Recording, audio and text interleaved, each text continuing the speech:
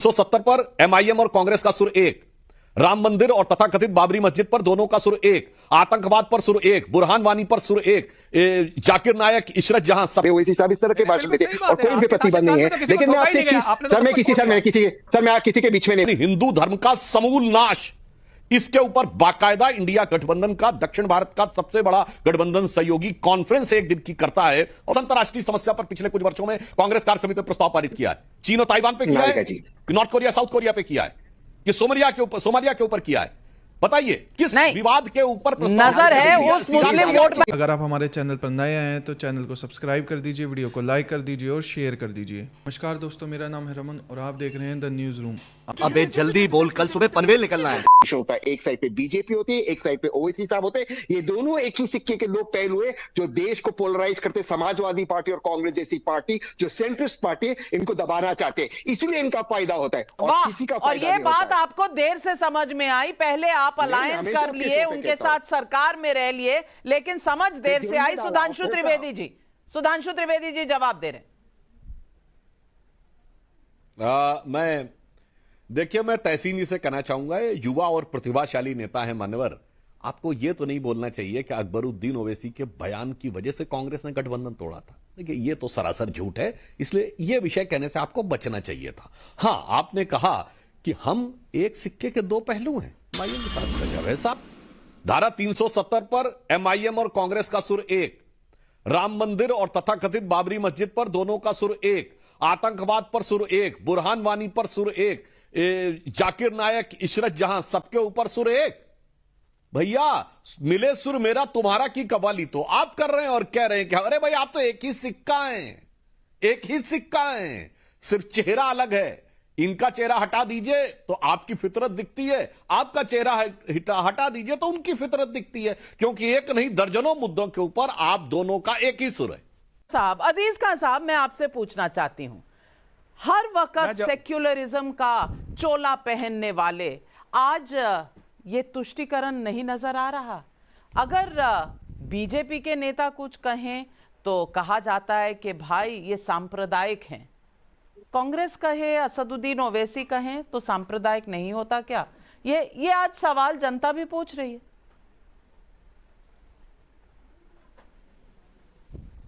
देखिए नाविका जी, डॉक्टर अजीज खान, लेकिन एक शब्द नहीं, एक लफ्ज नहीं कहा आपने अकबरुद्दीन ओवैसी जी के ऊपर, जो पुलिस वाले पर बयान दे गए और जो पुलिस वाले को धमका रहेंगे। अगर कोई अपनी ड्यूटी कर रहा है तो तहसीन पूनावाला जी, क्या उसको डराना धमकाना ये सेक्युलरिज्म है?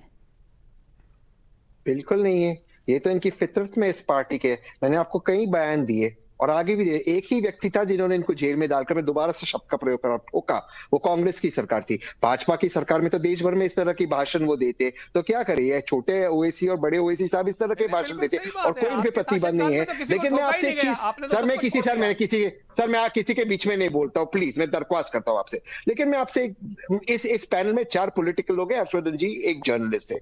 4 पॉलिटिकल लोग में से खान साहब और मैंने, हम बात कर रहे हैं विकास की, डेवलपमेंट की। हमने ना हिंदू की बात की ना मुसलमान की।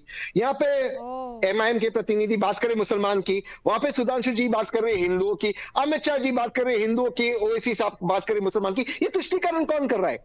अखिलेश जी और राहुल जी बात कर रहे हैं एआई, वेब 3.0, डेवलपमेंट, नौकरियां, क्या आपसे इत्तेफाक रखो ना रखो। ये लोग बात कर रहे हैं हिंदू मुसलमान की। ये कौन पोलराइज करना चाहता है देश को? मैं दोबारा से आपसे पूछ रहा हूँ। सुधांशु त्रिवेदी जी, ये सब बहुत मासूम है, इन्होंने कभी भी हिंदू मुस्लिम नहीं किया।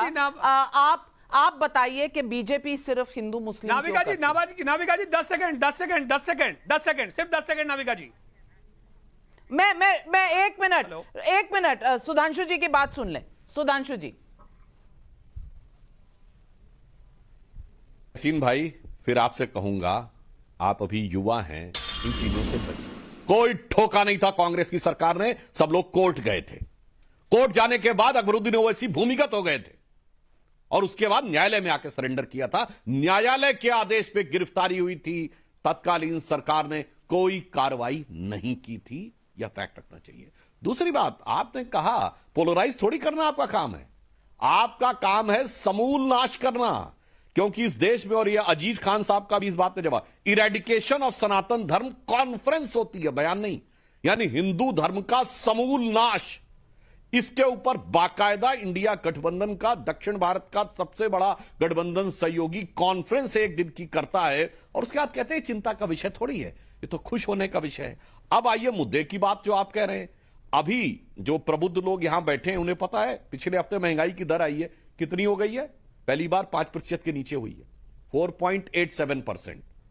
बेरोजगारी की दर में भारी कमी आई है। अभी दीपावली का सीजन गुजरा है तो एसोसिएशन ऑफ इंडियन चेंबर्स के अनुसार 3,75,000 करोड़ रुपए की खरीदारी हुई है, जिसमें स्कूटर, मोटरसाइकिल और सोना चांदी और अन्य चीजों में 20 से 24% की वृद्धि हुई है। जो छोटे मकान हैं 50 लाख से कम के, उनकी खरीद में 20% की वृद्धि हुई है और जो लग्जरी मकान माने जाते हैं 1 से 1.5 करोड़ या उससे ऊपर वाले, उनमें 24% की वृद्धि हुई है।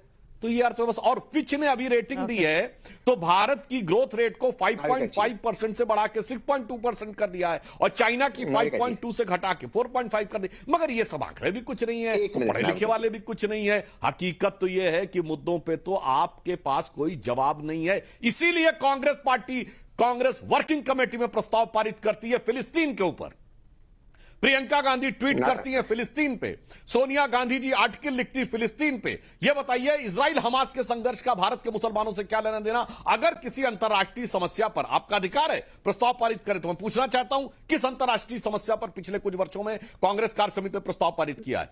चीन और ताइवान पे किया है कि नॉर्थ कोरिया साउथ कोरिया पे किया है कि सोमालिया के ऊपर किया है?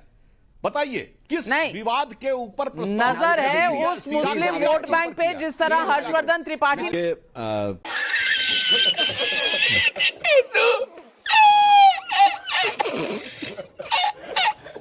तहसीन भाई, आप तो वकील हैं, पैरोल कौन देता है, कोर्ट या सरकार? तो फिर ये बोलने का क्या औचित्य है कि पैरोल दे दिया?